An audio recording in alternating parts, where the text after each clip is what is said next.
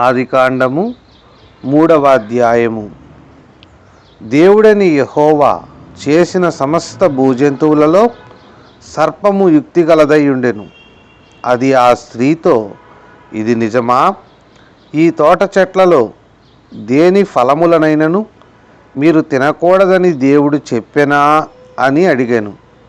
అందుకు స్త్రీ, ఈ తోట చెట్ల ఫలములను మేము తినవచ్చును.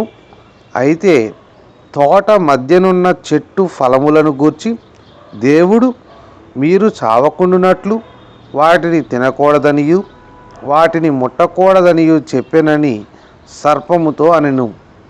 అందుకు సర్పము, మీరు చావనే చావరు, ఏలయనగా మీరు వాటిని తినుదినమున మీ కన్నులు తెరవబడుననియు మీరు మంచి చెడ్డలను ఎరిగిన వారై దేవతల వలె ఉందురనియు దేవునికి తెలియనని స్త్రీతో చెప్పగా, స్త్రీ, ఆ వృక్షము ఆహారమునకు మంచిదియు కన్నులకు అందమైనదియు వివేకమిచ్చు రమ్యమైనదియునయుండుట చూచినప్పుడు ఆమె దాని ఫలములలో కొన్ని తీసుకొని తిని తనతో పాటు తన భర్తకును ఇచ్చెను.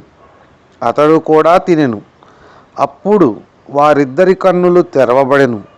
వారు తాము దిగంబరులమని తెలుసుకొని అంజూరపు ఆకులు కుట్టి తమకు కచ్చడములను చేసుకొనిరి.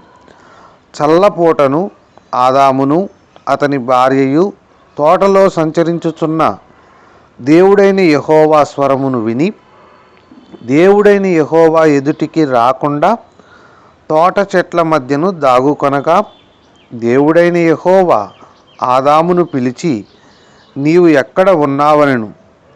అందుకు అతడు, నేను తోటలో నీ స్వరము వినినప్పుడు దిగంబరినిగా నుంటిని గనుక భయపడి దాగుకొంటినెను. అందుకు ఆయన,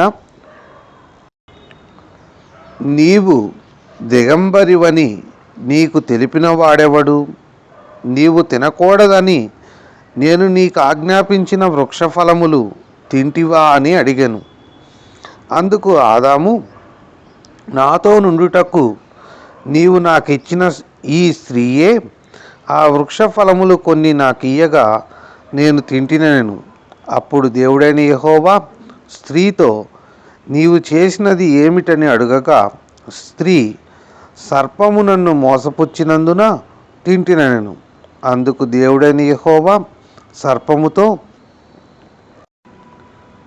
నీవు దీని చేసినందున పశువులన్నిటిలోనూ భూజంతువులన్నిటిలోనూ నీవు శపించబడిన దానవై నీ కడుపుతో ప్రాకుచు నీవు బ్రతుకు దినములన్నీయు మన్ను తిందువు.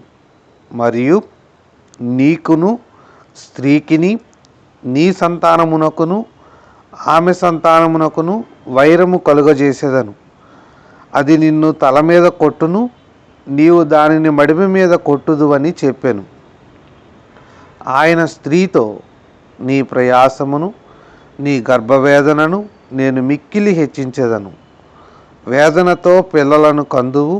నీ భర్త ఎడల నీకు వాంఛ కలుగును, అతడు నిన్ను ఏలునని చెప్పాను.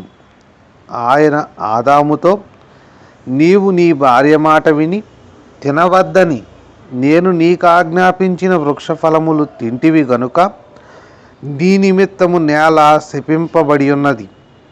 ప్రయాసముతోనే నీవు బ్రతుకు దినములన్నీయు దాని పంట తిందువు. అది ముండ్ల తుప్పలను గచ్చ పొదలను నీకు మొలిపించును. పొలములోని పంట తిందువు. నీవు నేలకు తిరిగి చేరు వరకు నీ ముఖపు చెమట కార్చి ఆహారము తిందువు. ఏలయనగా నేల నుండి నీవు తీయబడితివి, నీవు మన్నే గనుక తిరిగి మన్నైపోదు అని చెప్పాను. ఆదాము తన భార్యకు హవ్వ అని పేరు పెట్టెను. ఏలయనగా ఆమె జీవము గల ప్రతివానికిని తల్లి. దేవుడైన యెహోవా ఆదామునకును అతని భార్యకును చర్మపు చొక్కాయలను చేయించి వారికి తొడిగించెను. అప్పుడు దేవుడైన యెహోవా, ఇదిగో మంచి చెడ్డలను ఎరుగునట్లు ఆదాము మనలో ఒకని వంటి వాడాయను. కాబట్టి అతడు ఒకవేళ తన చెయ్యి చాచి జీవవృక్ష ఫలమును కూడా తీసుకొని తిని నిరంతరము జీవించునేమో అని దేవుడైన యెహోవా అతడు ఏ నేల నుండి తీయబడినో దాని సేద్యపరచుటకు ఏదెను తోటలో నుండి అతని పంపివేశెను. అప్పుడు ఆయన ఆదామును వెళ్ళగొట్టి ఏదెను తోటకు తూర్పు దిక్కున కెరూబులను జీవవృక్షమునకు పోవు మార్గమును కాచుటకు ఇటు అటు తిరుగుచున్న ఖడ్గజ్వాలను నిలువబెట్టెను.